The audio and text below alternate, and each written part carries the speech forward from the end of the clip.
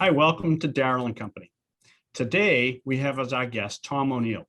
Tom is the founder and CEO of O'Neill and Associates, a leading public relations and government affairs firm. He has an incredible knowledge of the political landscape, both locally and nationally. Tom actually started his career as a stockbroker. And since economics and politics are so intertwined, today we're going to ask Tom some questions about the economy. Tom, welcome to our show. Darryl, it's great to be with you. Thank you very much for having me. So, Tom, what do you see happening with the local economy as we near the end of the pandemic? I think there's enough pent-up enthusiasm for people to get out. I know there's a lot of capital on hand. I feel very good about the economy going forward, to be very honest with you. I think it's going to be quite strong. I think you're going to see more consumer power at play than we've seen in a couple of years. And I think that's going to augur well, thank you, for the economy. Darryl, I also think that this economy has got some wonderful underpinnings, whether we're talking about healthcare, we're talking about finance community, we're talking about higher education, or we're talking about research and development. This is a region of the country that's extraordinary. And those underpinnings have forever given us an almost abnormal strength for not only a recovery in the economy, but to have a sustaining economy, which is, thank you very much, been there with us for a very long period of time. It's great. I mean, I 100% agree with you. I think that, Boston's economy is well positioned to make a big comeback, and as a native Bostonian, I'm very happy to see that. And compared to where it was a long time ago, it's a different city. I also think, the people have been undercover. They've been masked, they've been socially distancing, they've been at home, they've not gone out. And as the pandemic winds down, I think people are really itchy to get out and enjoy themselves, go to a restaurant, go to a bar, have an opportunity to really understand that it is behind us. There's some socializing that needs to be done. And I'm not going to go so far as to say it's going to be like the roaring 20s of the 20th century, but it could very definitely be something akin to it, I'll tell you. I think we both think that the economy is going to come roaring back to some extent.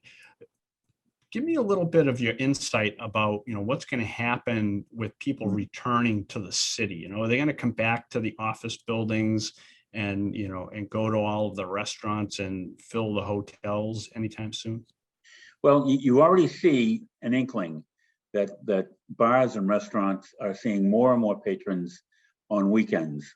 My wife and I have been surprised by the amount of people out on the street over weekends, and it will only continue to grow, I think. As far as the workplace is concerned, I think there'll be a hybrid coming back. I think, we have a lot of folks who are anxious still yet about getting on rapid transit and mass people movers. I think we have people that are still concerned about getting on an elevator in a high-rise building. And I think until it's truly over, there'll be a hybrid of people wanting to come back to work and some who will want to stay remotely working. And I think, though, as we get through this and people find more comfort, you're going to find more commonality and more normalcy come back to the workplace where people will be back in work. Touching a little bit back on politics, we have a new president. And he's proposing a big infrastructure plan.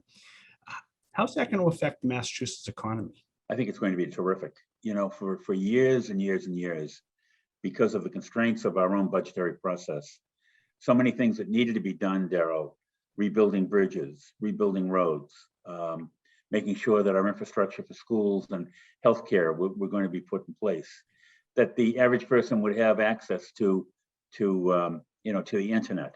And that's true in Greater Boston, but it's not so true out in the Berkshires. What we have to do is make sure that everybody has equal footing. So what I see in this infrastructural bill is an opportunity for the President of the United States to clearly make a statement about where he wants to take people. I happen to think that it's transformational. I think he wants to take things from a traditional infrastructural point of view and do those things, much in the way that we saw back in the 40s and 50s following the Second World War.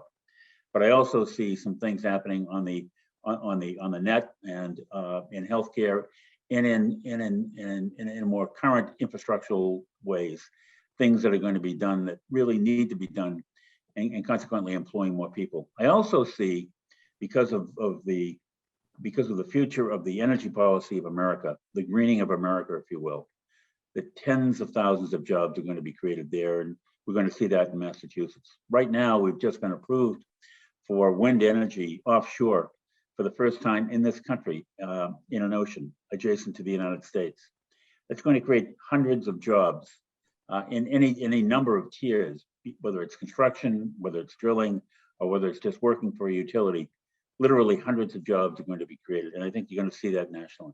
I'm looking forward to more jobs in this state and for, additions to our economy that make it a better place. So I'm going to ask you one last question, Tom. Want to tell me and the people listening, what's the thing you're most passionate about? Well, I'm passionate about a lot of things in addition to my family. The things that concern me most, I think the headline last year outside of the COVID, which was striking for me, was that there was an astronomical number of people in this country who were, if confronted by a crisis costing more than $400, that they couldn't come up with the money to deal with it.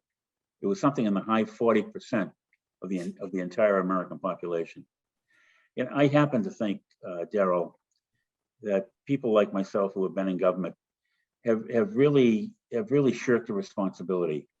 I really do believe that we ought to pay more attention to education, and I'm talking about education for everybody, starting at pre-kindergarten, going right through to college.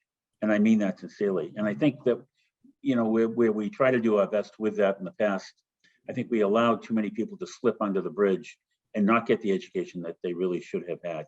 So I'm passionate about that. And I want to give everybody a leg up and an opportunity to go out and find that job, to go out and do the very best they can so they can better their lot in life, perhaps better even than their mothers and fathers or their grandparents. That's the American dream.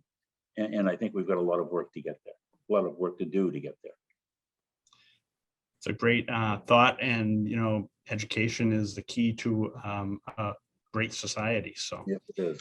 Hey, Tom, thank you so much for joining us on Darryl Company. Darryl, I love you and I love the bank. And thanks so very much for having me. And thanks to all of you for watching Darryl Company.